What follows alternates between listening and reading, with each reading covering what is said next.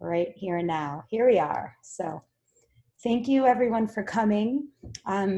Generally, we do tend to sort of increase who's here as the day goes on or as the meeting goes on. So we might quit the chit chat welcomes and hellos, but we will have time to do that. I see Anthony, I always have to smile when I see you. And Katie, hey, but I'll stop. Carter, Jen, I'll stop. But I was just happy to see everybody. It really does feel like we've got such a fun group of people and we've made such great relationships in the last, I guess, 7 years, you know, depending on how long we've all been involved. So it's just good to be able to continue that in this time frame. So I'll go ahead and get us started. I'm going to share my screen, but let me just do something real fast. Okay. Sorry, I didn't actually get around to making a PDF. Okay. Here we go.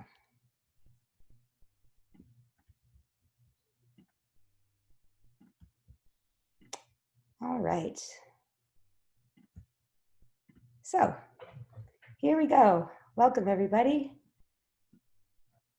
We are proudly the Chicago Sustainability Task Force, and we started back in, again, I should probably know that off the top of my head, but in 2012, let's just call it, and maybe later, it might have actually been more like 2015. It's been a long year, but you know, the Chicago Stadium Recycling Task Force, which was initially how we were founded, has grown so much in what we focus on. So recycling was a big thing that unified everyone initially, but when we started to have monthly meetings and switched to every other month, we decided that there was value in having kind of highlight topics. So conversations that maybe got some of the members out of our own comfort zones and areas of expertise, and using either individual members or presenters that we are, you know, that are part of our network or that we work with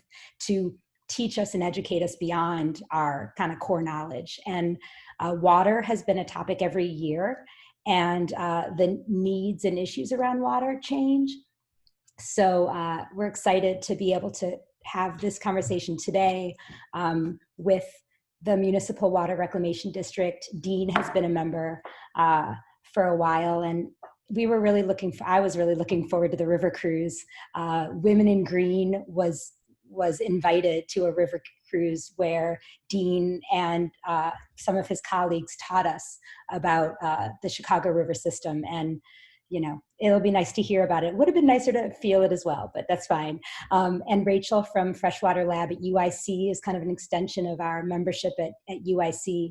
And the Illinois Environmental Council, many of you may remember that we went into an affiliate partnership this year with IEC, and that's already borne fruit, if that's the right way to say it, as I've been asked to speak not on behalf of CSTF, but just to share our perspective as it relates to waste reduction efforts and challenges in the city. And that's just one example. I can share a little more, but IEC is a great partner, and we're excited to have their water advocate, Iyana, involved here today. So that's the agenda you can see here is what we're anticipating, a little bit under an hour of presentations by our presenters, and then we'll have questions for them, and we'll continue on to some updates and announcements of events and things like that. So just a quick reminder, maybe for those who haven't been around in a while or those who are guests on the call, we've got a whole bunch of members. Big Green isn't on here, and Rush University Medical Center. I apologize, I haven't added your logos to the slide yet, but our members share a lot of common challenges associated with operating large-scale facilities or organizations, and we all need water. So we love it, first of all. You guys may know who that is. She's hilarious, that's recent. We love water. We need water, and we need to save it. You know, we're so fortunate. with what is right out our door at Lake Michigan. So I'm going to save the finer details for those who are giving presentations today. I did just, when I was pulling photos, I just love this photo. Big Green, who I mentioned is a new member. You know, when you talk about water, you talk about its necessity to our human body, but also its necessity in agriculture. And what a great shot is that of kids learning a learning garden and what that means to teach kids not only about healthy eating and growing food, but literally about the value of clean water. So with that, I'm going to hand my sharing over to Dean, and you can please share your presentation now from MWRD.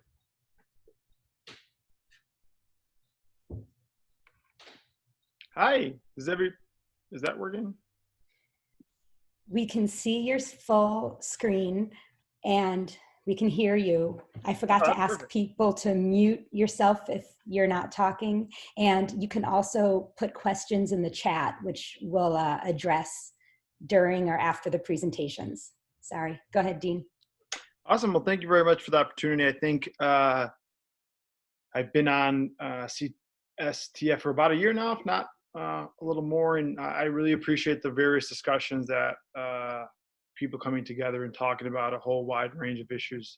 I was also bummed that we weren't on a boat today and navigating the Chicago River, because it's a beautiful day outside. So it's unfortunate, but we will, I promise, when everything gets back to normal, or whatever the new normal is, we will have that boat tour and be able to explore the Chicago River in the future.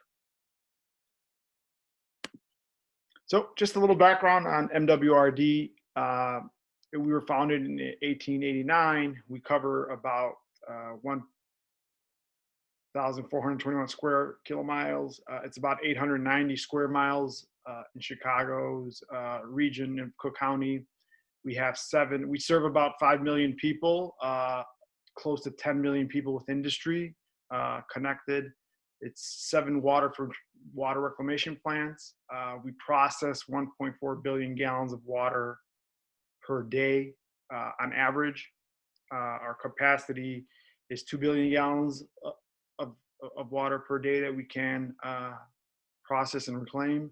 And we have 76 miles of navigable waterways. So I often start off conversations in presentation with saying that MWRD is probably the most important government agency that people don't ever think about. But boy, imagine if you weren't able to flush your toilet, you know, while you're at home for a long duration of time, as we are all now. But it's an agency that is over $1 billion in our annual budget. But there's so much good work, so much opportunity for what we do every day, and impact so many lives here in Cook County. And as we all know, climate change is really impacting the way we function as a society, but also is keeping us very busy. May, for example, was the wettest rainfall in history here in Chicago. So that was during a pandemic. So imagine the opportunity we have for engagement with so many individuals in households every day. And we actually consider ourselves essential workforce. And the Water Environment Federation has done a recent campaign highlighting all the water sector employees as essential workers. So I do appreciate the 25% of our staff that, you know, did not, you know, have to or did not stop working since COVID. So I appreciate them for doing that. Hey, Dean, it's Stephanie. I have a quick question. Would you like it if I shared the presentation so that you could read your notes and we could see it a little bit larger? Would that be helpful? Sure, whatever's easier. Okay, let me see. I just and then maybe just say, I can say next, because I don't think you can. Yeah, exactly. Cool. Okay, how does that look? Yes, that's fine. Cool. Here's a picture from the Chicago Sanitary Ship Canal Excavation from 1895. I thought it was, you know, I guess the original founding of MWRD was for the purpose of reversing the Chicago River. And at that point, it was actually a public health concern, because everything that would go down your drain or down your toilet would actually be flushed out back into the Chicago River and to Lake Michigan. So MWRD was tasked with reversing it, and that's actually it's known fame to history, if you may. So we're super excited about that. Next. Some more visual slides. We do a great throwback Thursday on all our social media outlets, because we have hundreds and hundreds and thousands of pictures from, way back 1889, and the previous one was 1895, but we have a great picture, and I love sitting and taking a look at them and going through them, but pretty cool. Next. So here are our 7 filtration plants. They're spread out entirely across Cook County. Thornton Reservoir, is a reservoir, but Stickney, right there in the middle, is considered the world's largest, or in our consideration, I should put that in clarity. We consider it the world's largest wastewater facility in the world. And if another opportunity for us at some point is to actually go and visit it, a wastewater plant. I don't know if anybody's done that on the call or not, but it's super fascinating to see kind of what happens from, exiting of your home and the process that it all takes for us to clean, process, reclaim, and ultimately pump out our water back to the Mississippi. I've heard that at the end of our process, our water is as clean or cleaner than the water that individuals in California drink. So it's interesting to see that we're pumping clean water down the Mississippi, while individuals in California are often thinking, you'll hear about that from Rachel, thinking about water reuse and water recycling and giving water a second life. Next, please. So Stickney, that's the picture from on top of Stickney Water Reclamation Plant, which I highlighted is considered the largest water reclamation plant in the country. I think the first time I walked in there, I was like, oh my God, this place is huge. And then I saw this picture, I was like, yeah, it's pretty huge. And those are a lot of opportunities for us to really understand water from A to Z. And I really think there's a good opportunity for us to figure out. We do phosphorus removal from our Stickney plant. We do our biosolids, our compost for us on the Illinois Food Scrap Coalition. A lot of our work that is happening in our compost and biosolids happens at that facility, and it's super cool. So you guys have 2 action items for me: a boat tour and a tour of Stickney Water Reclamation Plant. Next, please. Here I try to blow up the picture as much as I possibly can, and maybe we can circulate it to the group. This is what behind one of our Know Your Sewer opportunities is kind of the water filtration plant from the exiting of your home, going down the combined sewer system down the middle of your street. The city of Chicago is an older city for that perspective, and we still have combined sewers. So we have CSOs is what they're called, and that is essentially a diagram of what happens to your water when it exits your household. And I'm happy to circulate maybe a blown up better picture for us to look at, but I try my best on the PowerPoint. And that is the river we would have been on a boat today, and we take a lot of pride in protecting and advocating on behalf of the Chicago River. We have a consent decree with the federal government that we have to send out 2 skimmer boats a day, one in the morning and one in the afternoon, to go out and clean the Chicago River. It is fascinating the things you find and we clean up along the Chicago River. I think Chicagoans and in particular tourists see a real proud moment as they go and visit the Riverwalk. I think the Riverwalk is probably one of the most beautiful sites, in my opinion, to just take a look at the city as a whole. And there's definitely been a lot more opportunity for kayaking and the Riverwalk has expanded with business development and all that. And unfortunately, COVID has stopped us for a little bit, but we will get back on the river sooner rather than later. Next, please.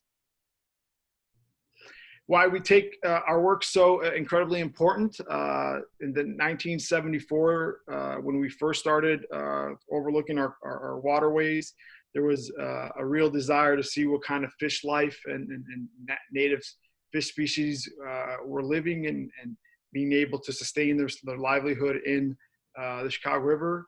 I think when they first started, it was less than 10. I think 7 or 8 sort of fishes and fish species were found. I think last I heard there were over 70 current fish species in the Chicago River, which is a huge accomplishment for both advocates like the Friends of the Chicago River, IEC, and Mwrd. We are partaking in the real-time data monitoring. In 2020 would have been our launch for real-time data monitoring with Current, which is the water sector incubator, water sector cluster, advocate. Here, we're going to postpone it in 2021. And the goal behind there is being able to get real-time data of fecal coli of the river. And that's super exciting for us because it allows us to be able to track and monitor a whole wide range of other issues and opportunities in the future. Next slide. Flooding. Those are probably challenging pictures for the household and the car home owners, but flooding and in particular urban flooding is going to be a real issue for Chicago and other urban centers across the country and frankly across the globe. Here are 2 specific pictures, but you may have seen recent news about a new report from First Street Foundation, which highlights that Chicago in particular, 13% of the households in Chicago would be considered under or have not been considered under FEMA's flood maps. So there's a need to update FEMA's flood maps in its current capacity. And MWRD was one of the partners that were interviewed and questioned on what we were able to do and accomplish along that idea. But the real opportunity is what we can do both from a household perspective, both from an industrial and a commercial perspective, but also from an individualistic perspective. And I think the years and months to come with climate change being what it is, really gives us the opportunity to do so. And I'm super excited about the work that we have planned and more to come. Next slide. So here's a picture of Chicago in 1820. I think my thinking behind that picture is figure out the topology of Chicago, and Chicago is built on swampy land, if you may. So a lot of the land that we are currently sitting on was swamp at one point. So that's really also a challenge for us in regards to flooding and the opportunity to retain and capture water. Next slide. Here's a map of Chicago from 1857. You see the exponential growth of the city at that point, where a lot of more individuals and residents were living in along that time in the cities. Hold on, I'm having a glitch on the city's infrastructure. I have seen recent data or recent numbers that Chicago, for example, will be one of the largest growing urban centers by 2050. We're supposed to be doubling our size based on opportunity where we are located. The Great Lakes and our access to 20% of the world's fresh water has been a real desire for both industry, individuals, and others to come to live near us. So I'd be interested to see if we do actually double our capacity within the next 30 years, what infrastructure will be needed for that type of growth in population.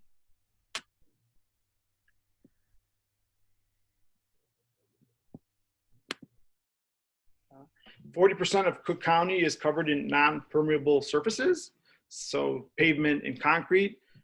Pavement doesn't absorb in rainwater, so basically it has nowhere to go. So when we see these significant amount of rainfalls, I remember a significant, during the May rainfall, I remember reading that think it was a Sears Tower that had gotten flooded and was out of power for I think close to 48 to 72 hours, which was pretty incredible to me to see that, you know, one of the largest buildings in the country would be impacted directly by flooding and having its electricity out.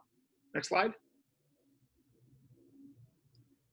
So here's the Chicago area, early mid 1800s, kind of giving you a lay of the land of how the growth and how impact water has had. If you look at the next slide, it shows a better, it shows the landscape is so flat that the Chicago River naturally flowed slowly, dropping only a few feet in elevation, meandering through the marshes before draining into Lake Michigan. Next slide. So when it rained, rain was in no hurry to drain away from the flat landscape and into the lake. The river would spread out and flood in wide areas, and the marshes and pond were turned into large lakes covering areas that were more densely populated. A good example of that is the Des Plaines River, which normally flowed to the west, would sometimes overflow its banks and flow eastwards towards the Chicago River. Next slide. Here's a picture of the Chicago before Canal Excavation. The district in particular took an incredible plan to, as I highlighted, reversing the flow of the Chicago River and later the Calumet River away from Lake Michigan. The reversal of the water ways by the district, which was enabled by constructing a 61.3-mile system of canals and dipped and straightened, widened waterways to move sewage and stormwater to improve the quality of the water in the area. Next slide. One of, I guess, the triggering factors in 1885, a major storm flushed polluted river water out into Lake Michigan. And as a result of that, the Illinois legislature approved the Sanitary District Enabling Act, which was founded in 1889, and that was incorporating MWRD as an existent form of government. Next slide. Here's a slide of the polluted water from these rivers were now sent through a system of man-made canals away from the lake and to the Des Plaines River beginning in the 1900s, where it was diluted and then flowed into the Illinois River and eventually down the Mississippi. It was a great achievement for the city and for the region, actually, and actually won numerous accolades and awards around 1900s, which was innovative in its opportunity to do so. And hey, Dean, I'm just going to realize, sorry I wasn't on mute, and we're going to probably need to start wrapping up. Okay. You're doing great. Cool. So here's a Chicago Sanitary ship canal today. It runs southwest from downtown. It's parallel to the I-55. We can go next. I just actually had requested updated numbers. I can circulate these after for the above average precipitation we are receiving in Cook County. I just got the email of slides because I just realized it was only up to 2017, but I'll circulate a slide with how much more rain we are getting. So essentially the 100-year storm that we had planned for is no longer the case. We're actually experiencing much shorter duration. The 100-year rainstorms actually happen every 5 years. So accordingly, we have to participate and build a proper infrastructure. If you go next. Our TARP system, we can go past this one. And really talks about TARP in the deep tunnel. If you go to the next one, is really one of a man-made, pretty cool initiative that MWRD led across the globe. And we have delegations across the world that come and visit the deep tunnel, our TARP system, which basically captures water in these tarpon reservoirs and allows it for it to be pumped out and cleaned later in process. So we capture the water in one place and then dewater it in the coming days after rainstorms. McCook 1.0, I don't know if it's on this next slide or the one after. These are the that's Thornton. These are the other models that after cities have come and visited our works that have implemented something similar to what MWRD, and it's happened across the world. If you go next, that's Thornton, the reservoir, and I think the next one may be McCook. Yeah, McCook Reservoir is our latest reservoir that went live in 2017, and that alone is able to capture 3.5 billion gallons of water. We are actually undergoing a McCook Reservoir 2 that goes live in 2029, and I think that may be the next slide, or the one after, is going to be able to capture 6.5 million gallons of water in our total universe between our reservoirs and our tunnel and TARP. We'll be able to capture 18 billion gallons of water at one time, which is significant. And if we're not able to capture it, it means they're going into your basements, they're going into the streets, it's going overflow everywhere. So it's a pretty significant amount of water. Cook County in 2004 assigned our stormwater management. So MWRD is a stormwater management authority for Cook County. We do not have stormwater management authority for the city of Chicago. That's a whole different discussion for a different day, why it's separated, but you can go on the next slide. That's the kind of an overall, and I can circulate a much larger, all the projects that we're working on across Cook County and with local governments to work on stormwater management programs. We have a call for projects twice a year where we partner with local municipalities to help them provide stormwater management for their municipalities. You can go on the next slide. Some the new technologies that we've been utilizing is obviously native plants is something that we are super excited about, and we just launched the Illinois Monarch project, where we were able to grow and have been working with them to increase our native plants growth on MWRD's land. MWRD is the second largest landowner in Cook County, the Forest Preserve being the first. So being able to activate that is something super cool. And these native plants are able for us to capture water on site, which is really the best way for us to process overflow and significant more rainfall. Rain barrels, obviously, and other things you can do at home. I have a slide. You can go to the next one. I don't know if it's the permeable pavement, rain barrels. We sell them. If you guys have community groups, community events, we'd love to come out and talk to your groups about that. If you go one more, or two more, rather. We also have Restore the Canopy. We're not doing that this year, but we offer free tree samplings to Cook County residents. We actually we set up a shop on Wednesdays at Daily Plaza and pass out hundreds of trees to Cook County residents that are interested in picking up a free tree. If you have, we're excited when we have the opportunity to go out and donate and provide bulk orders of 100 and more, but unfortunately, as many things this year, it's been put on hold, but look forward to doing more of that in 2021. And this is actually my favorite part of what MWRD does is really this innovative effort. We're working with CPS, with the Chicago Department of Water Management, and we currently have gone into 20 community school playgrounds and revitalize them from A to Z and make them not only an educational component for students to understand the need for stormwater retention, but it serves as an opportunity to educate students on STEM careers, learning for community gardens, so on and so forth. We've done 20 so far. We have an intergovernmental agreement with CPS and the city by 2023 to do 30. So we'll do 5 this year, and then 5 we'll do 5 in 2021 and 5 in 2022 to get to our 30 total schools.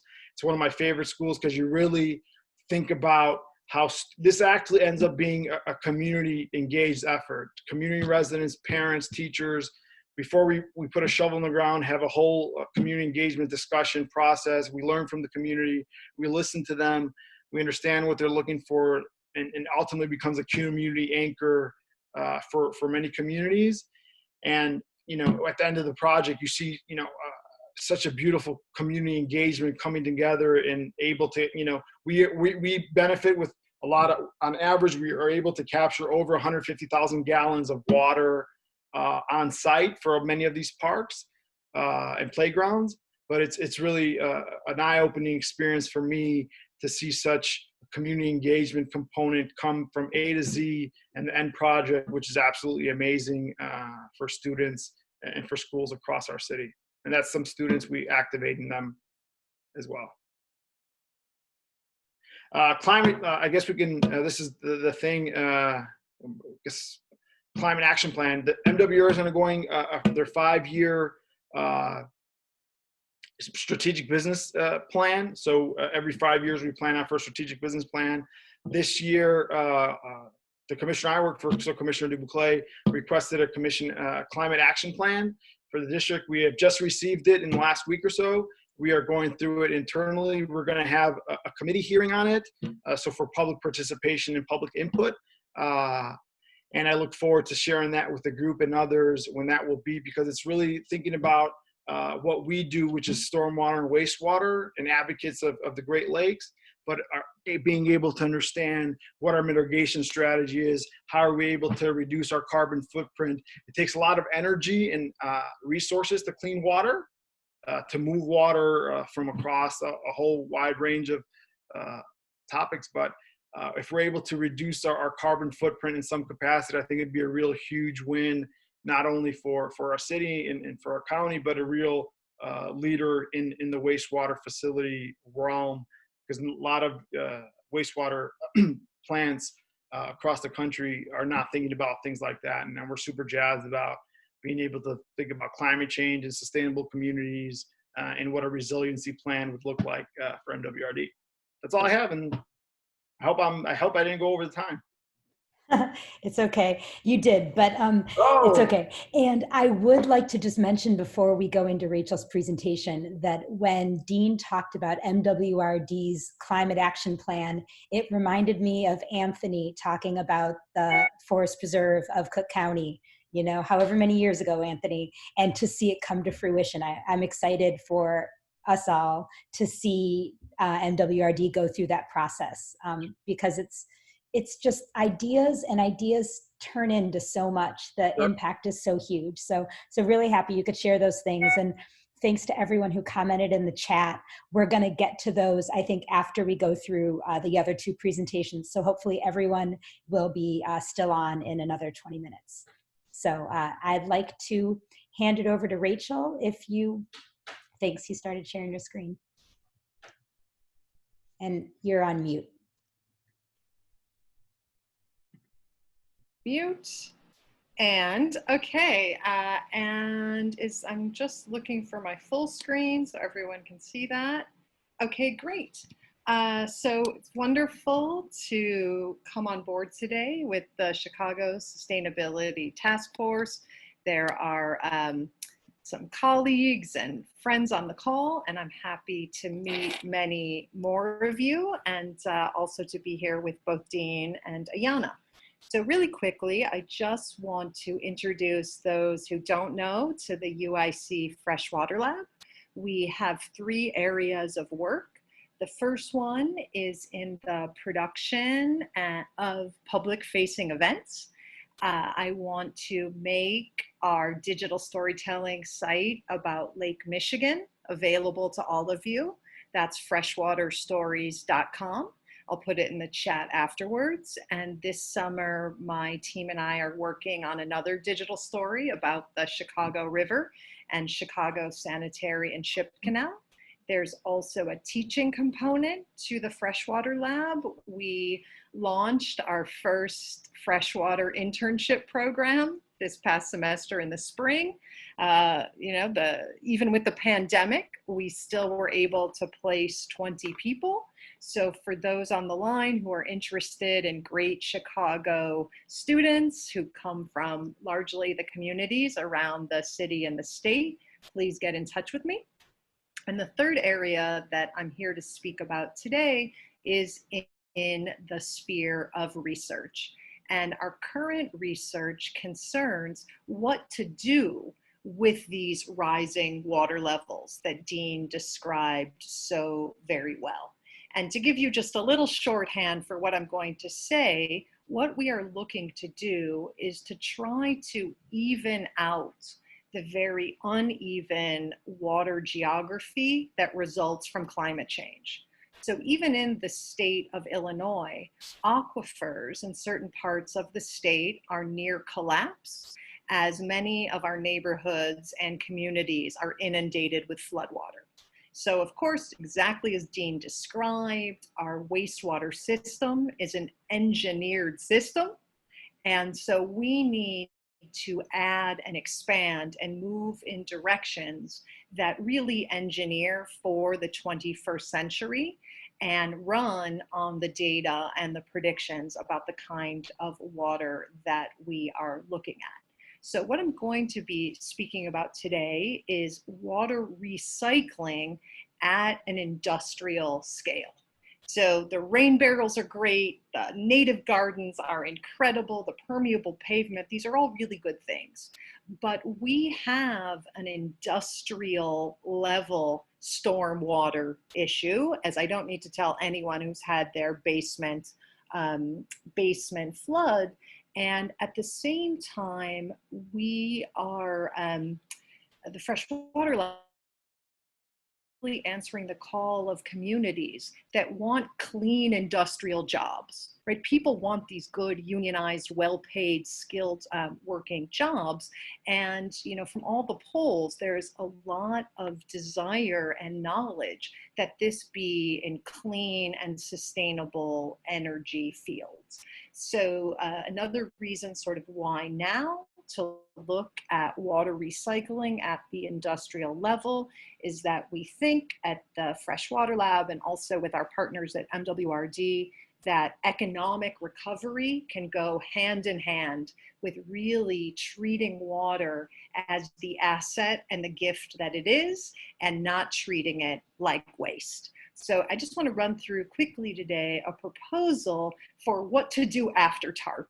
Right, Dean showed us this massive underground aquifer that combines all the rainwater of our region with everything that comes from pipes, from homes and businesses. But let's start thinking a little bit differently. Instead of sending that water and paying to pump that water down to the Gulf of Mexico, where it in part feeds a dead zone that has now reached the size of New Jersey. How do we treat this water, which is ours in Cook County, as the asset that it is? Okay, all right, now, will I ever be able to get past the first slide? Here we go. So the moment is ripe because even the EPA, under its current administration, has issued a national water reuse action plan. So there is some desire brewing at the federal level to start thinking in this way about water, in part to answer drought conditions. And this, again, this comes from the EPA's report. They're looking to answer questions of water security, meaning that there be enough water for people to drink, maintain basic hygiene, and operate businesses, sustainability, making sure that the water supply is continual, and resilience. And that just has to do with evening out that uneven water geography we're experiencing now. And I'm not going to belabor this because of time, but this is just to show that treating water like waste is not an endeavor that is free or low cost. We're paying for this through the damages of combined sewer overflow, flooding, the threat to the Great Lakes ecosystem of migrating carp, aquifers collapsing, having to deal with dead zone, and various effects of climate change. So again, here's some harder numbers, and Dean can correct me at the end if I'm wrong on the deep tunnel, but our calculations are that that system TARP costs about $3.8 billion. The current barriers to the movement of hungry carp is about $14 million. The Army Corps of Engineers wants about $831 million to $1 billion to slow the movement of carp. And this is really one of the places that we're looking to fund this project instead of a series of walls in water. Really reusing this water. And the best statistic I have is the insurance payments for the past 9 years of floods has been about 400 million. So this is to say these numbers really add up. Right now, my research team and I are looking for the grant to do this feasibility study, but these are some of the places that we're looking towards when the answer is there's no money for that. We're showing that there is money and that the cost of not doing something with our water after it's moved through the MWRD system and we pay to treat it to a pretty good level, as Dean said, let's take it those next steps and let's use that water for agriculture, for industry, for irrigation so that we can protect freshwater sources. So as I said, this is not happening in a vacuum. My experience in water reuse comes out of the Middle East. That's how I know the technologies. And the US federal government is looking towards it. I'll just go past this for right now to get to the real point. The federal government and the EPA, although with everything we might say about their actions, they have been thinking about water reuse, but they've completely neglected the Midwest. So in other words, recycling water is active right now in El Segundo, California. There's a big plan, pipe to tap, meaning it will be used for drinking water. There's a new plant under construction in El Paso, Texas. So right now, water recycling is being implemented only in conditions of drought. Well, this is a moment where we need to act right now. We are afflicted by floodwaters. We reached a state of emergency with our rising lake level in the winter before we hit the pandemic emergency. And we could really, in our region, have clean energy jobs. I'm not talking about giving this water away to farms. This is something that could be sold and could be a major revenue generator. At the same time that the MWRD's laudable actions can be extended to include further nutrient harvesting, as well as methane and biogas capture. So in other words, part of the larger philosophy here is an end to extraction, an end of continually taking from the earth, from the water, and generating waste that we try to offshore to other communities. As we all know, and I know everyone on this call knows, this waste is coming home to roost. And so the proposal here is, how do we build the systems that enable us to live the next 100 years and well into the future off the waste that we've already generated? The other key intervention that we see is to break apart that constructed dichotomy that somehow jobs and the environment are antithetical, and to really instead think about creating jobs for a skilled local workforce, as well as those who might come to our region once we're humming again, really changing that to environmental jobs. And this is just to show what's currently going on our waterways. Dean showed the map of our wastewater, our used water traveling down the Sanitary and Ship Canal, the Des Plaines River, the Illinois River, and the Mississippi. These have been historically sacrifice zones, places of dirty, fossil fuel driven energy that have left really, really toxic legacies. So this is kind of to show, this is a remnant coal ash landfill near the Des Plaines River. So in other words, this transformation of wastewater into productive water is part of a larger transformation of this landscape into new forms of production. Okay, and here is just a look at the drawings for El Paso's advanced water purification plant that is going up right now. And as we saw Dean's slides at the end of thinking about how to route new ways of dealing with rainwater in community, we can really think about ways in which plants such as the one that I'm talking about that reuses water, that captures biogas, that harvests nutrients, can also be a real site for science learning, for community engagement, and for career training. So I will end there, and thanks so much for hosting me today. Thank you so much, Rachel. It's, you know, I haven't been to school in a long time, so I just felt like I just took a real crash course from you. Thank you so much. So I think that there's probably a couple questions I'll want to ask you, but I'm going to hold them for now. If, sorry, I'm talking loudly. If Iyana, you'd like to share your screen and get started, let me know if you have any difficulty doing that. Yeah. All right. Okay. And I'll let you, Iyana, introduce yourself. And you all can see the presentation without the notes, right? Okay, it's finally working. So my name is Iyana Simba, and I'm the Clean Water Advocate at the Illinois Environmental Council.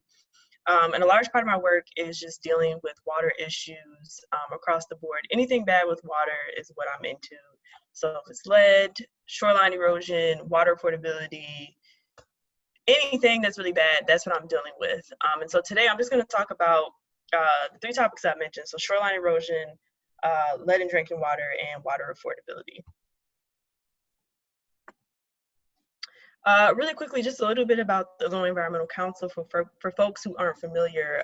We've been around since 1975, and we originally started with a handful of grassroots environmental groups who basically realized that we needed to all come together in order to like make our environmental voice stronger. So today we are at roughly 100 environmental groups throughout the state. And part of our work is doing education, so things like talking to you all.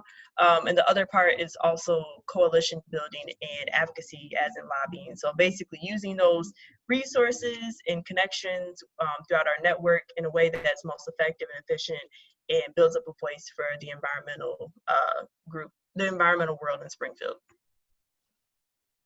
And so these are a couple of folks that are part of our coalition, as well as the Chicago Sustainability Task Force. You guys are all with us too. So first, I'll just talk a little bit about lead in drinking water. So obviously, I'm sure folks know that there is no safe level of lead in drinking water. It's not safe no matter what level you find it. And that's really because even at a small amount of level, at small amount of it in the drinking water, it can lead to issues. It can lead to a lower IQ. It can lead to behavioral disorders. It's also been linked to violent behavior in children, especially, and in adults. It's also been linked to cardiovascular diseases and issues with the kidneys. And so that's just to say that lead in drinking water is not just something that is there and it's kind of in the background. It's something that has a cumulative impact on our day-to-day lives. And so in Illinois, we have been blessed to have 1/8 of all lead service lines in the United States. Illinois has between 680,000 to 730,000 lead service lines. And you are most likely to have one if you live in a single family or a two-flat family home that was built before 1986. And then also if you live in a home that was built before 2000, you might have some lead pipe, not lead pipes within the home, and lead fixtures. And so Dean, I know Dean talked a little bit about this, about how the water gets to your home, but long story short, we know that the water comes from Lake Michigan, goes to the water treatment plant, and it ends up coming to the pipe near our home. And so that's where the lead part comes in. Once you get to the service line, so once it leaves the water main, the service line, like I said, if you live in one of those single family or two flat older family homes, that's most likely made out of lead. And so most cities and municipalities, they treat their water with orthophosphates. It's just a chemical, it's non-toxic, but it basically works to coat the lead pipe so that basically the lead particles that are there, they don't seep into your water. Obviously, it's not foolproof. Any disturbance, anything that shakes that pipe or anything will cause lead to leach into there.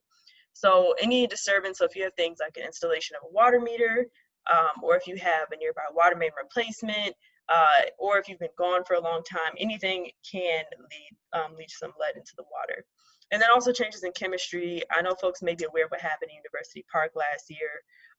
And that was because the water treatment plant there had changed their treatment chemistry. And so a lot of those homes didn't have a lead service line, but they had issues within the home, a lot of lead pipes within the home. And so that's what caused that, I got really a crisis. And so what needs to be done? First of all, there needs to be accelerated lead service line replacement, specifically in high-risk areas. So those lead-burdened communities and environmental justice communities.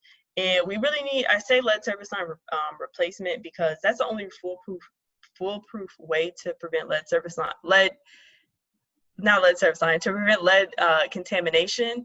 We don't want to wait until we already have these lead pipes here and test for them and then find out when the damage is already done. We also want to have a subsidy for lead service line replacement for homeowners. They didn't put those lead service lines there. They shouldn't have to pay the entire part of it to replace them. Also, we don't want it to be where the only people who have access to clean and safe water are folks who can afford it. And so in the city of Chicago, I mean, replacing a lead service line, it can be up to $8,000. And so that's why we've been really focused on Senate Bill 2916. And so part of this is basically requiring municipalities to come up with a 1, 5, and a 10-year plan for how they're going to replace lead service lines and also how they're going to take a better inventory. Currently, municipalities have to take an inventory of their lead service lines, but they don't have, if it's not lead, they don't necessarily have to identify it. And so Chicago has, I believe, 100,000 service lines that could be potentially made from lead. And then it also creates a water relief program, which I'll talk about in a couple of slides. So there's just a little bit more information about the bill. I won't go all the way through it. But basically, we introduced it last session. So this very past session, the 2019 session, it wasn't considered during the special session that happened in May. So we plan to reintroduce it in veto. So what I'd say in the meantime for folks is that, look out for an action alert later this fall when we plan to reintroduce it. And in the meantime, between then and now, we are just working with Senator Staines, who's co-sponsoring the bill, and trying to look at different water affordability programs, and then also figuring out funding because it needs money. So now I'll talk a little bit about water affordability. There's several reasons why people can't afford their water, but I think the most significant ones is aging and inefficient water infrastructure. And when you couple that with decreasing federal dollars, what that means is that water utilities are then having to pass off that operations and maintenance costs onto customers. And so basically having the poor water infrastructure, it's going to lead to higher water rates and also public health disparities for folks who can't actually access water. Another factor, distance from the lake, especially here in Chicago. If you are, for example, Joliet, you may have to purchase water from another municipality that then purchases that water from the city of Chicago, and you have all these extra fees. Mismanagement of city village funds, insufficient water assistance programs. If you don't have the money for the actual program to keep people's water on, then people just don't have water. And then also there's very little oversight, especially over municipal ran water utilities. And so that means that doesn't stop them from increasing water rates. And so and then also leaky pipes within the home. So what does this really mean is that this basically places a special burden on low income and Black and brown households. If they fall behind on one water payment, their service can be terminated. So now they're looking at paying a fee to have their water turned back on. They're also looking for a fee because they paid their bill late, on top of having to pay their water bill. And I just want to emphasize that because I know sometimes people think water, how can you not afford water? And it must be because of mismanagement. But it really is folks who are struggling to pay their water bill. Where is this happening? Throughout the Great Lakes, weirdly enough, especially in cities like Detroit, Buffalo, but also Chicago. Between 2007 and 2018, Chicago's water rates had tripled from $178 to $576 a year for the average family of 4. Oh, also wanted to say really quickly about this too. That doesn't seem like a lot, right? But Chicago has this system where they bill people, I believe it's twice a year now, but I know at one point it was once a year. So while that doesn't seem like a lot over a year, if you're hit with a $500 bill and you were not prepared for it, then you could have your water turned off. So what does life without water look like? Life without water has a lot of socioeconomic impacts as well as public health impacts too. So you may be forced to prioritize a different utility. So now, okay, I have to keep my heat on instead of my water. That also leads to things like your house can be condemned, meaning you might risk losing custody of your children. You also end up being dependent on water bottles, which obviously environmental reasons, we don't want people to use water bottles, but you also end up having to resort to water bottles as an insufficient and a not affordable solution. And then as a public health issue, you're not only dealing with the emotional impacts of not having water, but you're also talking about, this is especially important in the context of COVID-19, not having access to wash your hands, not having access to take a shower, making you more susceptible to COVID-19, among other infectious diseases. Also, you don't have water to prepare food. That means you're eating out. You're gonna have to spend more money eating out or getting frozen food or eating canned food. And then finally, it puts you at a greater risk of dehydration. So as far as water affordability policies, the city of Chicago just recently introduced their utility billing relief program. It's in partnership with CETA, and it basically provides a rate reduction for water and sewer charges to low-income homeowners. And then also, like I mentioned, the statewide water assistance program. I would say for folks, to give something for people to act on. If you are struggling to pay your water bill, you should check out their website, Chicago Utility Bill Reliefing Program. They're accepting applications. Also, if you know somebody or you yourself does not have access to water right now, Elevate Energy, Little Village Environmental Justice Organization, and Blacks in Green all have an emergency water provisions program that's happening right now. And then finally, shoreline erosion. So I think that Rachel and Dean had hinted to some of this too, is the more rain and more water and flooding, among other issues. But I will say that shoreline erosion is not a new issue. The city of Chicago during the 19-teens through the 1930s had spent crazy amount of money basically building up revetments, sheet piling, riprap, among other things, to prevent shoreline erosion. And throughout the years, the lake had ebbed and flowed, but in 1986 through 1987, that's when we had saw the highest lake level on record, which we eventually ended up breaking that record not in 1986. We ended up breaking that record in this January. And right now, Lake Michigan is about 3 feet above the average. Lake Michigan is about 3 feet above the long-term average. And so why is this happening? Obviously, this is a symptom of climate change. Having more moisture in the air means heavier, more frequent rainstorms. And then when you come to the spring, you're coupling it with also snow melts and heavier spring rains. And so why is this a problem? And what is the issue? Well, I'll explain why, but the issue is that during the 1950s and the 1970s, a lot of single-family homes were torn down and they built up a lot of high-rises along the lake. And so what that means now is that you have thousands of homes that are now being threatened. These are private properties, but you also have public property, right? You have lakefront, you have the lakefront trail, you have beaches, you have parks, all these things that are now being threatened by a rising water level. And then you also have infrastructure, so as in roads and really Lakeshore Drive. Back in January, parts of Lakeshore Drive actually had to be shut down because of the winter storm had brought huge waves onto the actual road.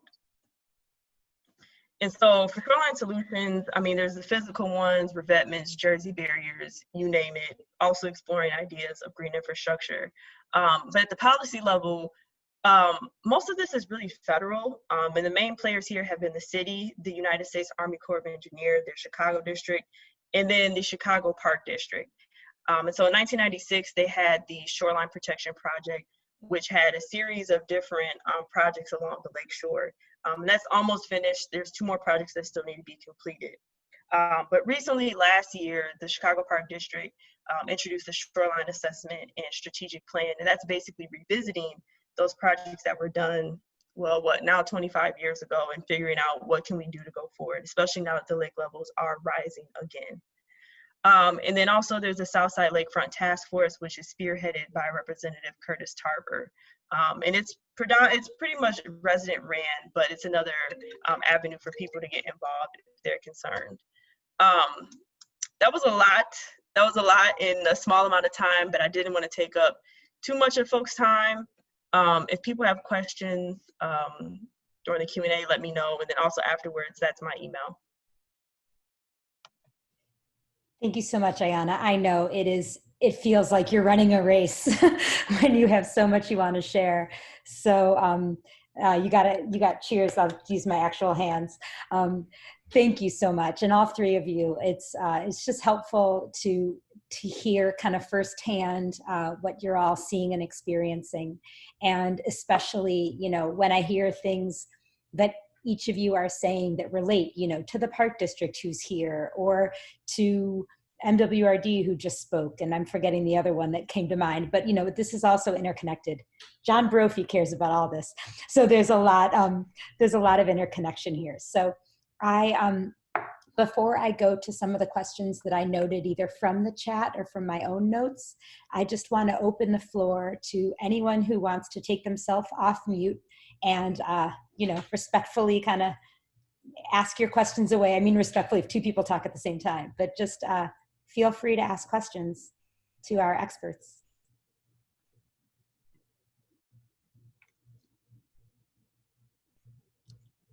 And if you don't all speak at once, I'll get us started. John, go ahead. You don't have to raise your hand. Iyana, I want to say thanks for your presentation, and just going into the different methodologies of lead contamination, given that we're going to be reopening a number of properties around the city.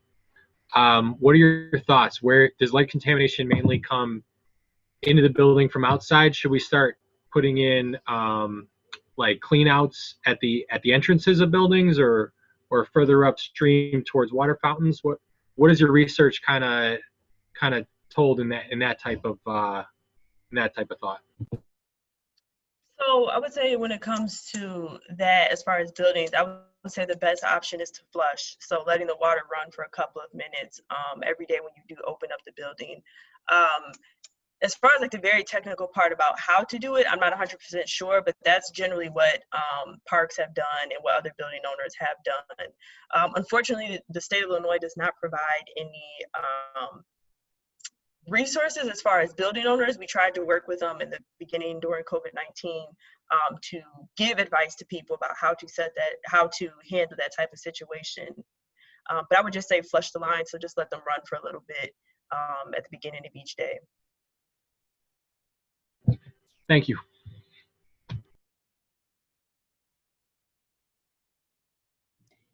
And that's such a big thing, Iyana, when you think about, do you mean the lines themselves? Or is it including every single fixture? So, I mean, if you wanted to be very specific, yes, it would be every single fixture, but just going based off of like what parks and schools have done is just running. I know the park, they usually have like the faucets continually running. School buildings, they have these actual systems that flush out the service lines every now and then.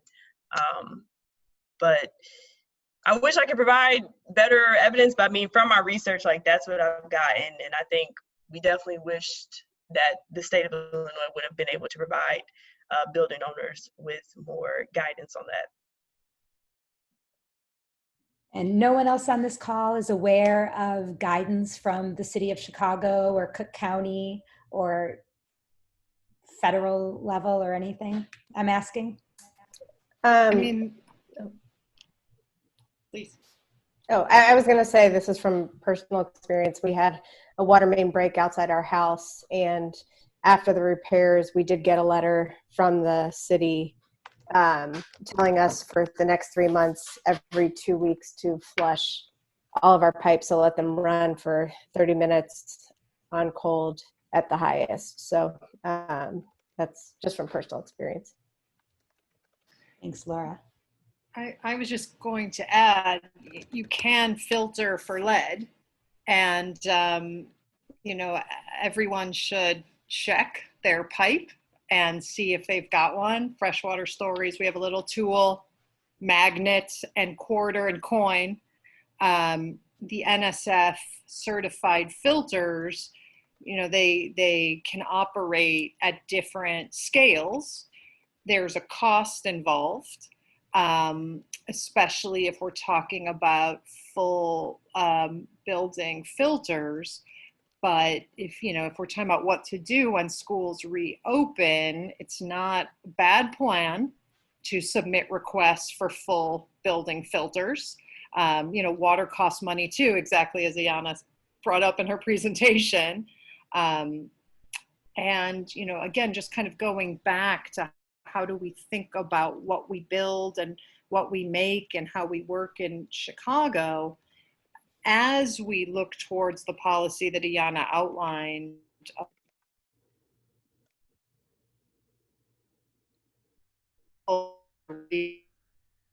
and the manufacture of filters right here, both for lead and for other contaminants. Right now, all the filter production is, again, like water recycling. It's in Texas or California. So this is another area. I know there's people here from different organizations and companies. This is the kind of thing we should be researching and manufacturing right here at home. Great point. So interesting. Any other questions related to lead and buildings, or different question?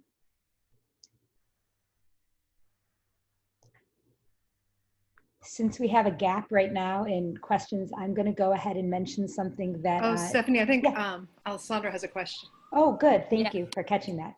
Yeah, thank you. And Alessandra, would you introduce yourself, please?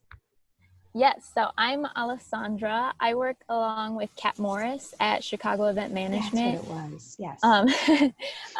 And that's coming to an end given the current circumstances. So, yeah, but back to my question though. I was wondering, so I know a lot of people that purchase water bottles because they don't believe the tap water is clean. So how is it that I can convince them, no, the tap water is clean? Or has it been proven that water bottle water is cleaner than tap water? So I just don't know how to answer them when they try to come at me with those questions. So I was just curious if you know. Yeah, I mean, I don't know. I have a lot of family members who do that, and I finally converted some people over recently.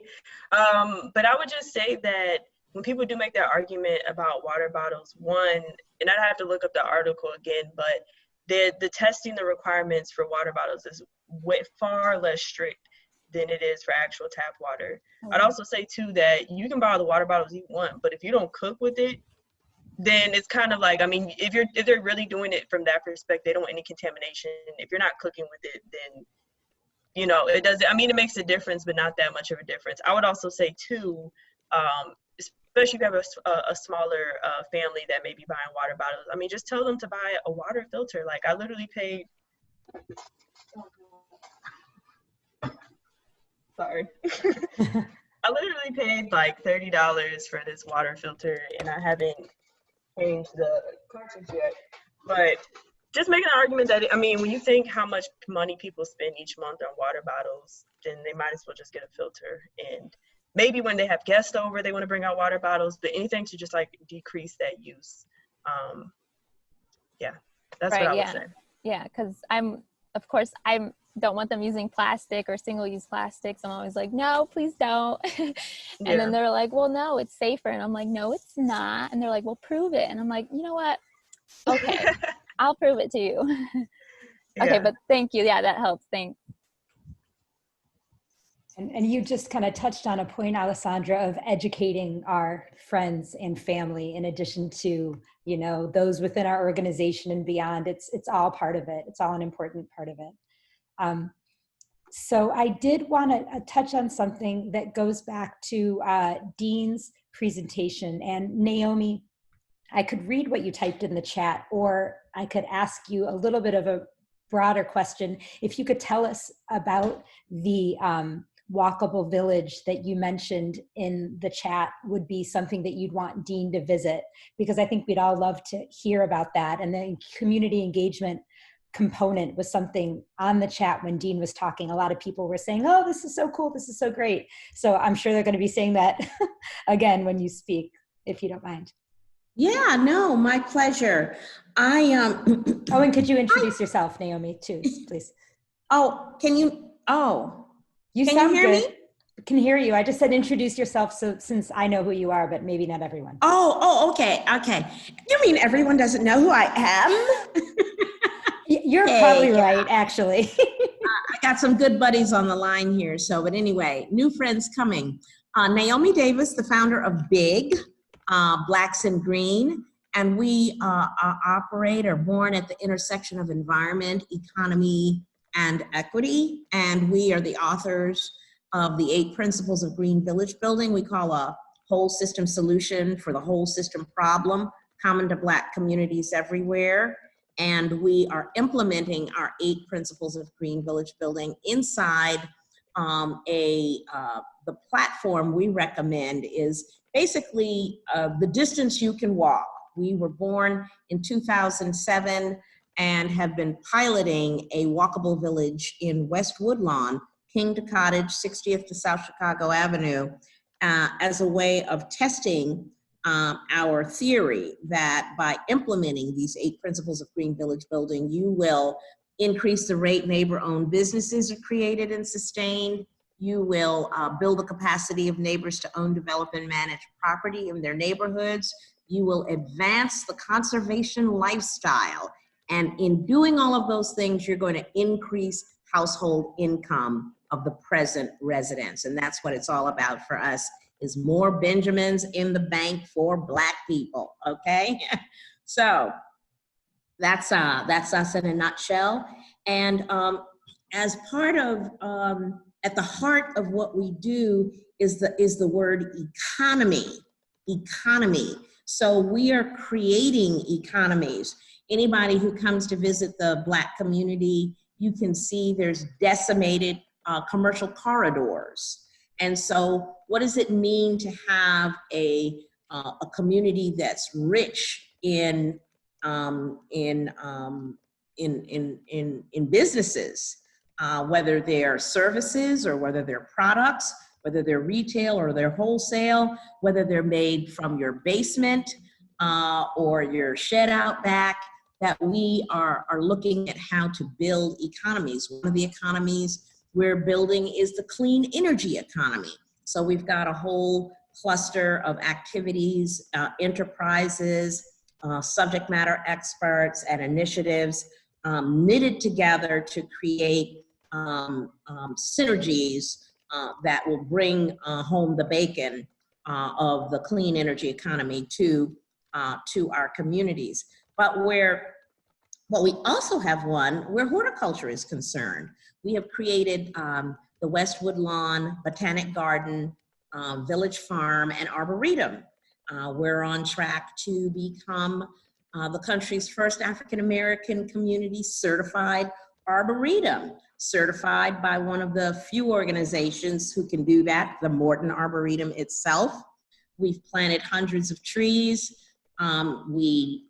Getting back to that community education piece, we walk the block, we flyer the block, we organize events in the neighborhood. We have a project called the 16 Great Migration Gardens of West Woodlawn, and it's designed to be an interspersion of gardens throughout the walkable village where neighbors are engaged, where they're training, they're growing. And we recently, and actually each of these areas that we steward for economy has our own social enterprise associated with it. So we have a little brand new baby enterprise called Big Botanic Gardens and Farms, and we have a nursery out in back of our headquarters, the Green Living Room. We're at 6431-33 South Cottage Grove, and we are teaching our staff to grow. It's an incubator nursery, but the purpose of this business is to be a worker-owned nursery, landscaping service, garden supply, and gift cafe.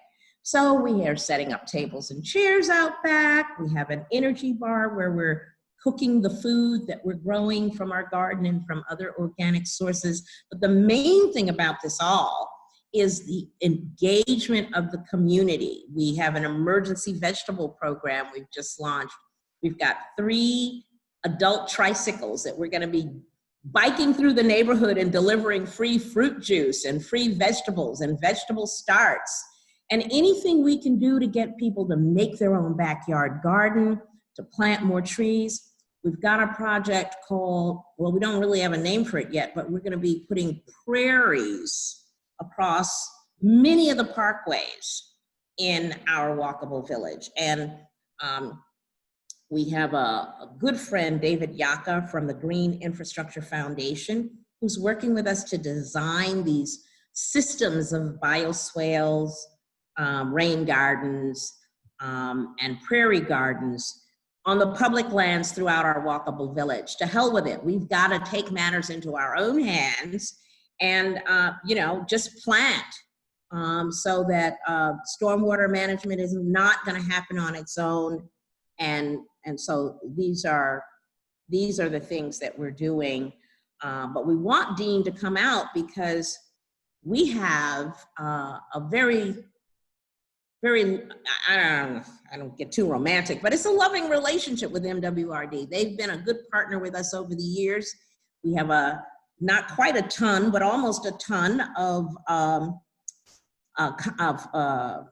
biosolids from MWRD that we're using in the gardens that we build. And so it helps if Dean would come out and do a talk in the garden. We're planting about 20 trees on August 28th. It would be a good day to come out and just tie in, you know, this idea of trees and stormwater management. I'd love to.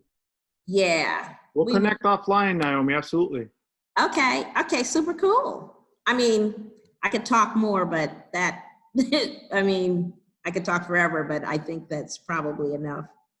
Well, no, thanks for all that you said, Naomi. And even when we can't see your face, you are as inspiring as the first time I saw you present about a lot of the same topics. It was, gosh, the Green Fest at Navy Pier, just a million years ago, I feel like, before I owned my business or anything.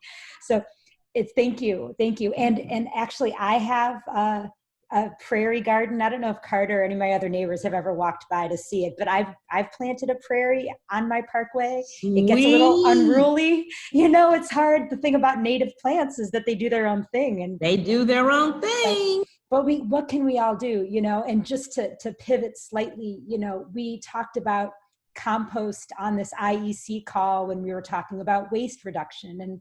And you know, is it the infrastructure that we need to count on the city, or what can we do ourselves? And it's planting like you are, and in our neighborhoods, if we can manage water, if we can manage food scraps, if we can look at what we can do in our backyards, in our community gardens. I mean, that's what we need everyone to do in order to decentralize solutions while working on the big scale solutions. So true, so true. Just right there with you. And then those are the same neighbors who will call their legislators and, you know, push for the kinds of things that, you know, are going to make sense at the corporate and macro level. Yeah, exactly. That's great. Thank you so much. And does anyone want to ask any questions or add on to what Naomi's talking about in terms of community education and you know, ways in which to engage with MWRD, if you want to think back to Dean's presentation?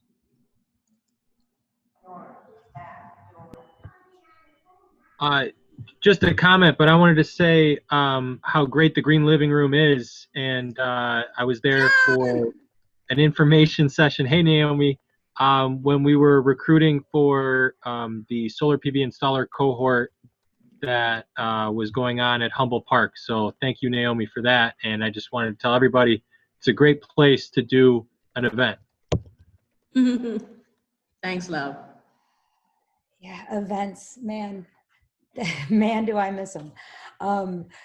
So thank you, John. And that speaks to, you know, something that Rachel brought up, which was the jobs that can come out of this, the environmental jobs that can come out of a lot of these thinking. Solar is what John was mentioning, but it relates very closely to this. So I want to open the floor again if anyone has another question. I know I wanted to ask one other. Dean, regarding your 5-year strategic plan, is MWRD putting out, you said that they'd be seeking community input. Like, in what way is MWRD publishing and seeking that input on the? Yeah. Well, thank you. That's a great question. I think at this point, we're going to be creating a prolonged timeline. I think it may be into 2021 just because of everything that's going on, but we'll be taking input and insight from both community and relevant stakeholders. And then, as we always do, we usually have a committee or study session is our consideration of as a committee hearing, and we have the opportunity for public engagement, but absolutely will circulate and support others putting their input on our strategic business plan, but also our climate action plan as well. And I was thinking about the climate action plan, and where I was going with that question is, you know, funding helps to make a lot of these programs possible. Yep. Creating economy in these communities kicks off Absolutely. well. Yeah, so is that something that can be built in potentially to budgets that the MWRD has? In future years, yeah. There'd be something, I mean, everything, our annual budgets are always a process of a discussion, and people are able to provide input and insight on the budget process.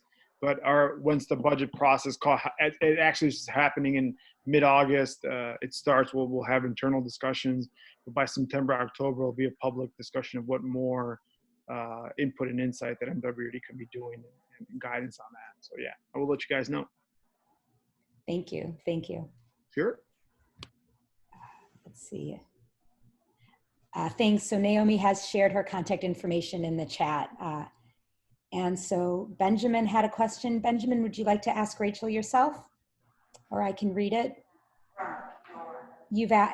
Benjamin asked, has there ever or is there any discussion, Rachel, of building infrastructure to send gray water from our area into central Illinois ag regions? So that's, thank you, Benjamin. Yeah, that's exactly our discussion. And that's a big part of the feasibility study that we're beginning at the Freshwater Lab, because that's absolutely the idea is, right now we send water away from Lake Michigan, right? We take that rainwater and Lake Michigan water and it mixes with our used water, and we're sending that through our river system to the Gulf of Mexico, right? So it's just like the world's biggest toilet in a manner of speaking. And so what we're talking about doing is, and the specifics are what we need to get the grant to work out. But what we're talking about is extending the capacity of the MWRD, treating that water to a drinkable level, but we wouldn't drink it. I think we should keep drinking from Lake Michigan, but we would send that water to agriculture, to landscaping, and to factories. Because right now, agriculture irrigates with fresh water. We don't really need to use source water for anything but what we drink and what we bathe in and our cooking, as Iyana pointed out, right? That's really key. We need to use water more than one time. And doing so would also make us a little bit more conscious of what we put into our source water to begin with, but that's exactly the idea. So right now, farms of every scale are using source water. So we're imagining literally a plant or plants that recycle that water to drinking water level, and a whole pipeline network that delivers that water, right, that creates a bulk rate so that that water can be used by farmers and by factories. And so, yeah, it exactly is the envisioning of a massive, massive pipeline network, but not for oil, but for water. And, you know, the way things are going with pipelines, maybe we'll use their easements and stop sending fossil fuel through it and instead, you know, send usable, productive water. Thank you. Thank you. Great answer and great question, Benjamin. So we don't need to stop water talk, but I do want to open the floor for anyone on the call to share updates, resources, events you'd like for us to know. Just again, take yourself off mute and have at it.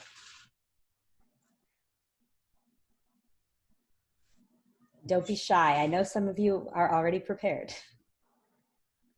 I can go. Naomi may, okay. oh, so sorry, go ahead.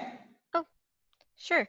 Thank you. I just wanted to give a quick update about the And Greenest Region introduce yourself. Sorry. Sure. My name is Katie Friedman. I know some of you. I am the advisor for the Greenest Region Corps program at the Metropolitan Mayor's Caucus. And I just wanted to give a quick update. Our program places AmeriCorps volunteers in local government entities to focus on sustainability projects. So they do pretty high level projects from conducting greenhouse gas inventories, writing sustainability plans. Last year, we actually had a member working on a lead service line inventory in the village of Hazelcrest. So a wide variety of projects. I'm going to be sharing some information with Stephanie to share with you all because the program is currently hiring. And I was hoping to just ask you all to share with your networks in whatever way you feel appropriate. We have some toolkit materials if you want to post on social media or share with email listservs. And then the other thing I wanted to share is we actually have a cohort of members graduating in August. So if any of you are hiring or know of opportunities, I'd be more than happy to share with our group. And then one last thing, as our members are nearing the end of their term, I've been inviting professionals from various industries just to talk with our group about what's it like to get into corporate sustainability or nonprofit work. So if anyone's interested in hopping on a call with our group and just talking about your field and your experience, we'd be more than happy to have you. And thanks so much, Stephanie. Yeah, no, I can only say the best things about the Greenest Region Corps from working with Katie personally at Brightbeat, but also with various municipal projects. They've just been amazing in Highland Park, throughout Lake County. I'm so impressed with all the work of Edith and all of you. So, thank you. Yeah, kudos.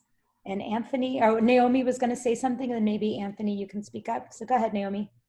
Oh, I was just going to invite everyone to the Black Chicago Water Council. We meet the second Tuesday monthly, and we address the full spectrum of water issues, the ones that we've been talking about today: affordability, water as a human right, you know, Lake Michigan, flooding and erosion, habitats, ecology, recreation, and also careers. The issue that we're going to be looking at, I think it's August 11th, the second Tuesday in August, is the pollution and dumping legally on the southern end of Lake Michigan, here on the South Shore, and the Army Corps of Engineers reneging on their promise to cap and create parkland in that community after decades of enjoying the opportunity to deposit you know, toxic waste there. And so we're going to be really gearing up for a fight. It's just a point in time where you have to draw the line. Enough is enough. General Iron just came to the South Lakefront, and the permitting process is completely broken. And the idea that you know, other options are available, but not being honored because they're going to do it on the cheap in communities of color, that day is over. So, you know, I'll put the information in the box, and we welcome all comers and look to welcoming you to a working group as well.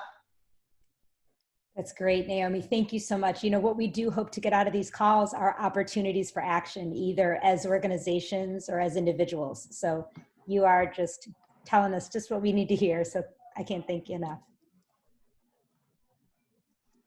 And I think Anthony Santarelli was going to. So I was actually raising my hand to volunteer for Katie's call for speakers. But while I'm here, I'm Anthony Santarelli with the Illinois Green Business Association, and we are gearing up to launch a small pilot of our new online green business certification program. So if anyone on the call is interested in talking about that, we'd love to work with you as we're working out the kinks and getting the new system set up. But I also wanted to pose a question to the group for the, I guess, sustainability implementers out there, or folks who do that in your organization.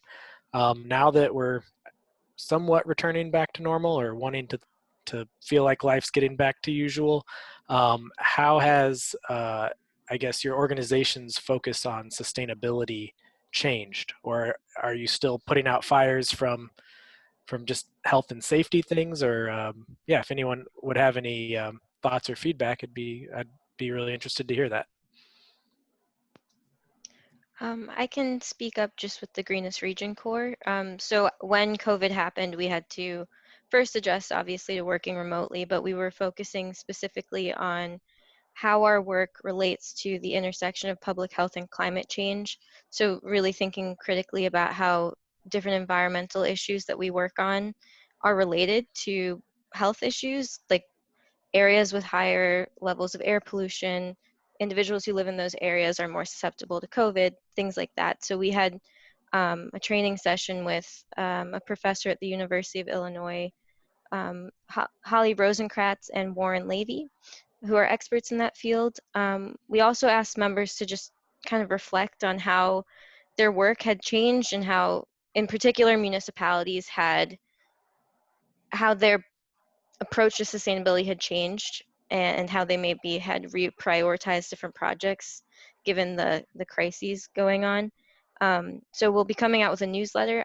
I'll send the link to the newsletter. I recommend that you all read it. So members will be reflecting in that newsletter and kind of how their roles have changed, as well as reflecting on also how the intersection of environmental issues and racial equity as well will be in that newsletter. So. Thanks for sharing. Mm-hmm.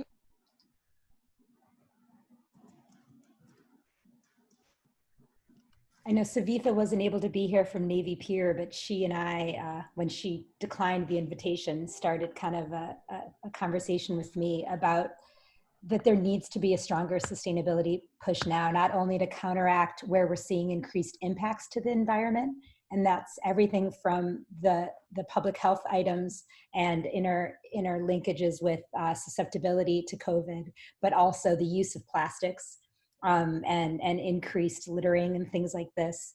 But also the fact that sustainability is just so easy for others to push aside when we're looking at the economy and the need, you know, clearly governments are hemorrhaging money. We all are to some level, but this isn't the time to give up and to detract from the 10 years or whatever years of work that we've been doing, many decades more for some, but we need to double down. We need to, you know, now is a more important time than ever, but it feels like those of us on this call know that it's important. How are we communicating it? And I think Katie hit on a point. It also is representative in some of the things Naomi said, that it is a public health crisis and there are issues that are being repeated and we need to stop them. And you know, we've got people's attention and now is a good time. So really just seizing this moment is how I'm feeling personally. I'm just speaking as Stephanie right now. And I'm looking for Carter to say whatever he's thinking. He just posted something, a link for us all to look at in the chat as well. Oh, no, just I was going to build on what Katie was talking about in terms of connecting all the dots. Basically, I'm still kind of, you know, cringing at what we're going to see in terms of waste and all that once the Field Museum sort of reopens in full. One of our challenges because of COVID is just going to be like the sorting stations. You know, there's a lot of concern that we can't have people clustering around these things, trying to figure out kind of what goes in what bins. So we're kind of working overtime to try to figure out how we can add busing, and then in addition, yeah, the pain of not being able to use like the refillable and reusable stuff, even though the science is kind of all basically saying, don't worry about the surface transmission as much.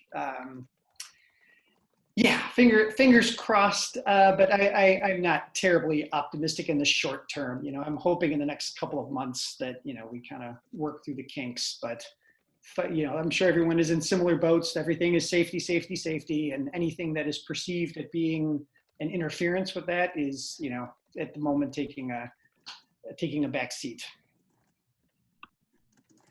Yeah, too true. Who else? I do a great job of getting making people talk. I was actually about to say, we're talking about public health and we have a gentleman who works at a hospital on the line. So maybe he's going to chime in with his bedhead and tell us what he's seeing and hearing. Just a quick update from Rush University Medical Center. Could you, Ian? Yeah, for sure. I mean, we're still in our infancy in terms of our sustainability programs and programming. We've been able, and you know, this is the royal we, the Department of One, working remote with my fantastic bedhead over the course of the last 4 months. We've been doing a lot of work with benchmarking and baselining. We're going to really heavily lean on data, which I'm pretty darn excited about. We do have some interesting things to sort out in terms of our water consumption. We think we may be getting double counted for some water, which could be interesting. I don't know if anybody has any contacts at the city of Chicago. I did want to reach out and see if anybody knew anyone down there that could dig into that. I know they're probably completely overwhelmed and short-staffed, as I've sent in multiple calls to figure that stuff out. But if anybody does, throw it in the chat or shoot me an email or something like that. But yeah, it's been absolutely fascinating time to be in healthcare, primarily because waste has gone through the roof. We're still sort of collecting data from the past couple of months to see just how that's changed.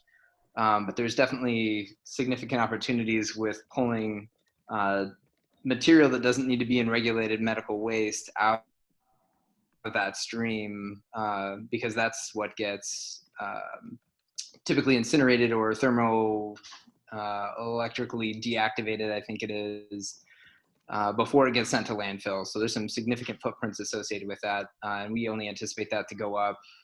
We have been making some interesting changes with reuse on those lines, but just wrapping our brains around obviously protecting the frontline workers, priority for us, but there's definitely opportunities for improvement there. And I think as soon as things kind of start to level out, which I think we're sort of at that place now, we can kind of get our breaths, start to do an assessment, figure out where there's opportunities to improve. But I'll try and collect some data, pull it together, and if the hospital's comfortable with it, it might be an interesting presentation just to see how that's changed for us over the course of the past couple of months. Thank you. Thank you. And I don't know, Wilson, if you had anything to add or any thoughts related to the city or the water department? Yeah, hi, Ian. This is Wilson Mora. I'm the program director for the Recycle and the Sustainability program. If you want, we can touch base after the meeting and we can discuss what you're seeing, and then we can, you know, come up with brainstorm some ideas, go from there. That'd be fantastic. All right, Ian. And Wilson, I think that I know that we're really happy to have you here and excited for you to be in your position. So maybe this can turn into a little bit of a group brainstorm here, if I can inject myself into your call with Ian or a separate one. But let's definitely make sure that that we move ahead. And I think, again, Wilson, not to put you on the spot, but there's been an ongoing desire to understand with the Chicago Sustainability Task Force, how we can, what we can give to or bring to the city.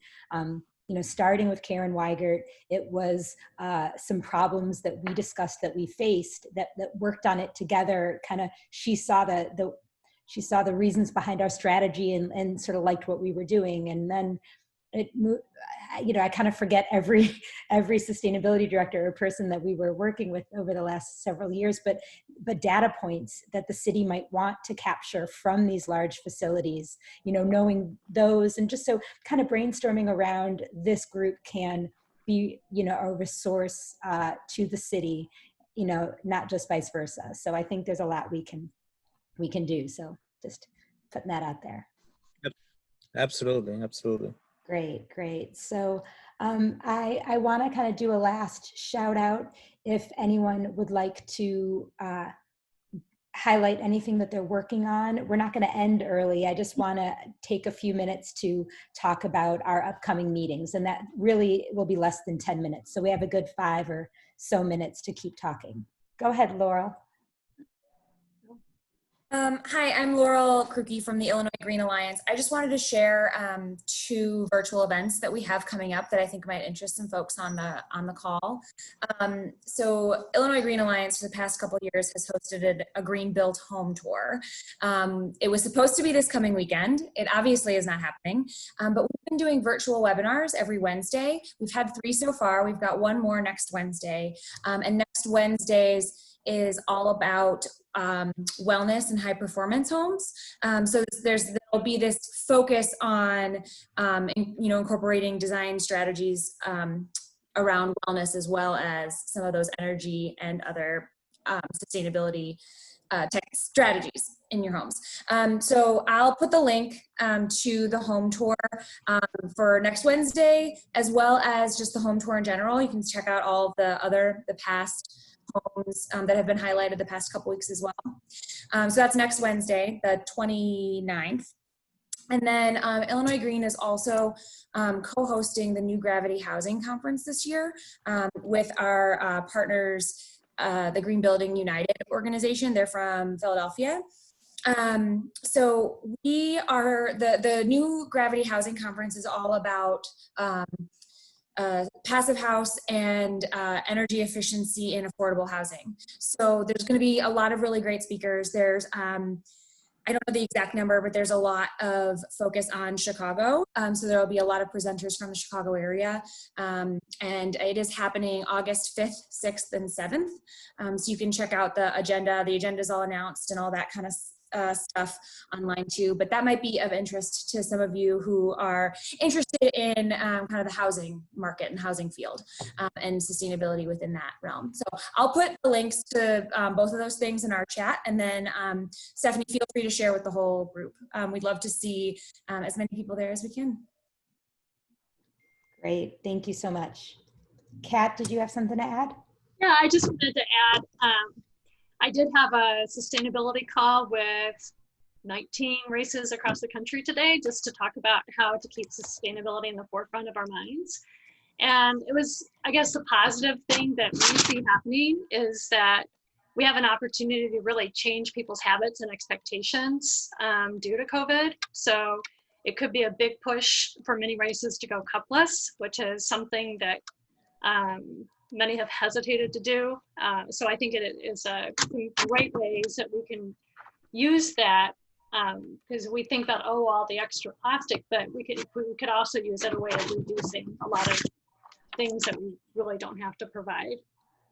And then secondly, I was just going to let you know that the Council for Responsible Sport, I'm on their committee right now, and they're producing or putting together a guidebook, or actually responsible sport standards for organizations. So for sporting organizations. So not just certifying events, but organizations on responsible sport.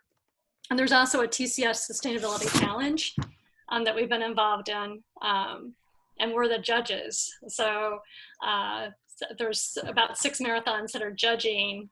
It's Tata Consultancy Group, and they've put together 4 teams, and they're coming up with these just amazing ideas. They just put out the videos today, so I've just started watching them. So stay tuned for that. Those and are finally, the races the races are competing with one another? No, the teams actually consist of different. It's put together by Cornell, and there are teams that TCS is working with and providing these just crazy solutions. So, but ones that they can add their technology to, and then provide to races. So that was kind of cool. Cool. I love to get a copy of that and share it, because it is ideas that sometimes pop up on the event side that get implemented at, schools, universities, hospitals, et cetera. So yeah, there's some interesting stuff. So, and finally, those are the only things I'm working on. So most of my work has been cut to a halt. Yeah. So if anybody needs additional assistance, let me know. Very, very cherished expert in Kat Morris. So thank you. All right. I know Jen Nelson, you just popped something in the chat. Do you want to give a quick explanation of Wasted Food Action Alliance and our upcoming event? Absolutely. I'm Jen Nelson, and I work for 7 Generations Ahead, a local nonprofit that works to build healthy and sustainable communities. I'm also a part of the Wasted Food Action Alliance, which is looking at reducing wasted food across the entire food spectrum. Stephanie's a part of that work, and others on the call as well. So we are announcing a not so big yet fun creative networking event on July 29th at 4 p.m. And we are planning savoring less than the best of the summer harvest. So think about muddled mixers for these muddled times. Think about any of the crazy appetizers or meals that you can make with stuff from your refrigerator that's almost bad. And we're coming up with, and we welcome ideas from the crowd for the contest, how we're gonna vote on it, and having a prize for the winner. But if you'd like to come out and find out about our work and be a part of the fun, we welcome you to attend and learn more about us and talk with some cool, funny people. Awesome. Thank you.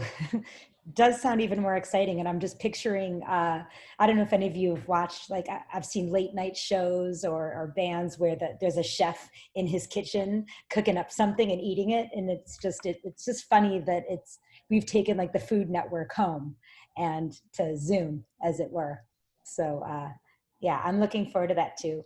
So I'm going to share my screen so that I can show you all just a couple of quick final slides here. They're just the talking points, really. Meetings, and then some resources and events that I'll tell you about. But first of all, our next meeting of CSTF is September 24th. The topic that we chose last year was circular economy and asset management. And as of January, I had met with Gary Cooper from Reaply. His I can't think of Gar was on the call last, I can't think of what his title is, but it doesn't matter. Reaply was on the call last month. And so they will be sharing a presentation about asset mapping and managing assets, circular economy. I think there's so much to that topic, and we have time to share others' ideas of what a circular economy looks like to you, what it means to you. It's keeping nutrients, in a system. It's so much more than taking, let's say, e-waste that isn't really waste, and it's almost like a stranded asset in an office space or an institution that's closed right now, and getting it to kids who are going to have to do remote learning in the fall. Just there's so many ways this goes. So September 24th, anyone who wants to, everyone's invited, but if you have an idea of who we should have, you want to be a speaker, just let me know. And Cindy at UIC had offered us having a distanced event at their new outdoor space. We haven't pinned down a plan, but we said it would be in the fall. So kind of TBD on that. And Sandrine from Chicago Public Schools has invited us, or will be co-leading the meeting with me remotely November 19th. And we will hear from Chicago Public Schools. There's always something to learn about what they're challenged by and what they're innovating. But also that November meeting, as in every other year, we look ahead and decide what topics we think are important to cover. I think even today, I've got ideas of other topics that I'd like to see mentioned and considered for next year. And it doesn't have to be just 6 meetings, one of which is next year. So just 5 highlight topics. This year we had a special forum on composting, something like that. Community engagement, if that doesn't happen, maybe that's an additional one. It should happen anyway, but there's just so much more we could talk about. So with that in mind, does anybody have any thoughts to add about things that should be on our radar? Presenters you want to hear from, just anything you want to tell me now and not wait till later? Stephanie, it's Jen again. Greentown, Cook County is happening right around the September 24th date. I do think there's an error in what I posted in there. It's the 23rd and 24th. So, and it's interesting because there is a panel, and Gar from Ripley is on the panel, as am I, and it's about looking at waste reduction in the circular economy. So take a look at I'll put the website in as well, but this is something, there are going to be different topics throughout the 2 days of this event. And Cook County has been a very big part of helping to plan the event. So it's a very, very local opportunity for us to be a part of the discussion. Yeah, I think that's a great idea and a great point. I also know that that the circular, I'm reading the chat and listening, but Walter Willis with Solid Waste Agency of Lake County and Lake County itself did have a circular economy forum once already, and there's probably some connection we can have with them. So we'll be thinking about that for how to link these things together in September. I want to third Carter's suggestion about kayaks. I want to buy a kayak. I believe in kayaks. If anybody wanted to tour the Chicago River together in a small group, distanced, I'm not joking at all. Let us know. And regardless, I think if we've got 3 of us, it's a party. And so we're going to do it anyway. So anyone who wants to, just know that we'll be sending something out when we make plans. And if you want to be on the planning side of it, let me know sooner than that. Okay, I'm going to jump to the next slide in our last 3 minutes. There's 2 things I wanted to mention. Aaron Dernbaugh wasn't able to make it on the call, but Loyola University has been putting on so many great webinars, incredible speakers on a variety of topics, but they do have a series called Sustainability Matters. And as it says on this slide, it explores the urgency and opportunity to advance sustainability in our region. And their next one is on buildings.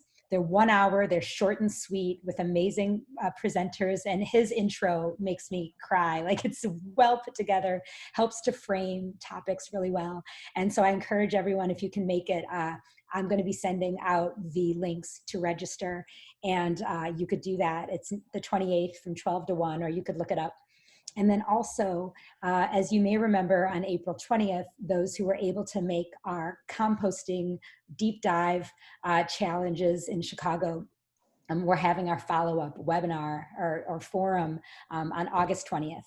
So it will be focused on the discussion of compostable plastics, because that was really, I think, a big concern that a lot of people raised, understanding better what our waste haulers are accepting, what's really being processed, what's being landfilled.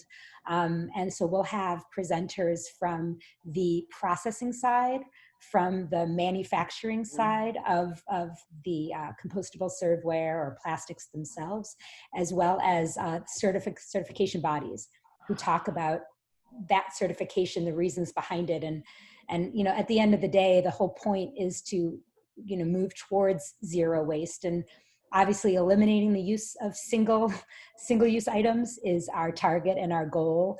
But if there's organizations who are trying to minimize their waste by using compostables, we need to know if it's really achieving that goal or if it's just getting sorted out and in the landfill. So that's going to be the hot topic, April 20th. CSTF is co-hosting it with the Illinois Food Scrap Coalition. So more to come. And then links that I'm going to send out. It's just, it's 5 o'clock. So final thing is that we were talking all about water and equitable water access, you know, not only for individuals, Iyana talked a lot about that, but also there's community gardens that it is absolutely not financially feasible to jump through the hoops that the city of Chicago has on working. I can't speak so perfectly on it in 10 seconds, but there's a lot of issues around hydrant policy that make it not cost effective for access from urban ag efforts. And I'm sure Naomi could teach a class on it, but there's a petition that I'm going to share a link to. And there's also a grower's guide that really digs into this hydrant policy, and the advocates for urban agriculture have compiled this information. So I will send it out and I encourage you all to check it out. And lastly, hashtag Chicago Grows Food and chicagogrowsfood.org is maybe something, again, Naomi, I wish I would have brought this up when you were talking, but there's initiatives to try to bring together organizations that are trying to help individuals and inspire individuals and groups to grow their own food. So that connects to water, obviously, but these links, when I send them to you, will just extend the opportunity for education beyond this conversation. So I will leave it there. You guys, I think I'll know how to get in touch, but there's a link to our website, our Facebook page, anything you want to ever post on there, just send it to me. You can always get in touch using eco@Brightbeat or Steph@Brightbeat. So with that, you guys are the best. Your smiling faces make me happy. Your work inspires me. I'm going to take my screen off so you can see each other one last time.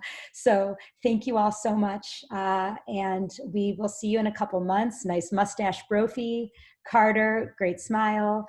Thank you so much, Naomi. You really, gave us a lot to think about and opportunities to collaborate. So I hope you'll be able to join us next time too. And absolutely, stay love involved. what you're doing. Same. All right. Take care, everyone. Thank you. Bye. Hi, everyone. Thank you.